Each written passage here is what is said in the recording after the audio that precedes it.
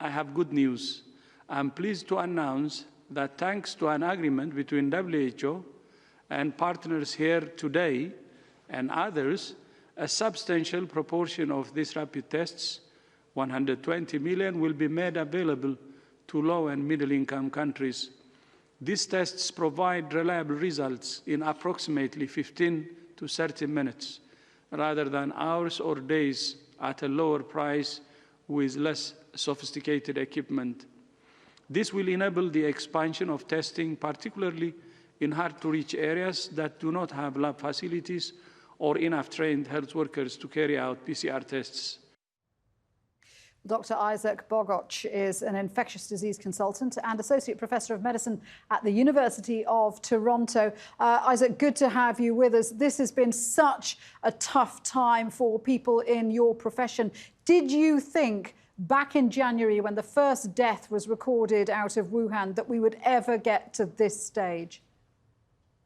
I mean, it was very interesting watching those early days out of Wuhan. I still remember early January when we saw, we were having discussions of, is this transmissible from person to person?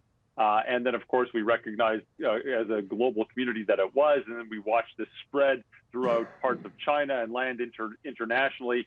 But it sort of became increasingly clear that this was going to spread into a pandemic by probably late January or early February, at least by most people watching this closely, that this was going to spread far and wide. But no, I don't think many people thought it was going to have the tremendous impact that it actually is having now.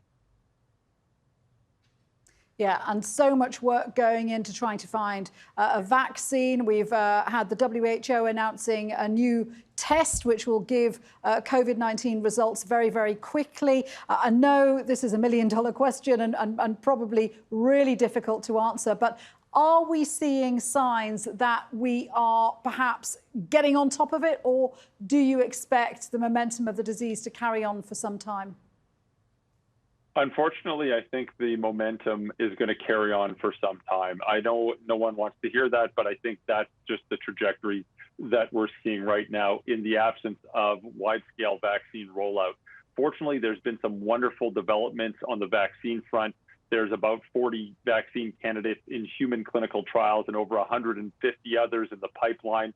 Of those in human clinical trials, there's about, I think, 10 or so that are in the most advanced form of human clinical trials. Those are called the phase 3 clinical trials.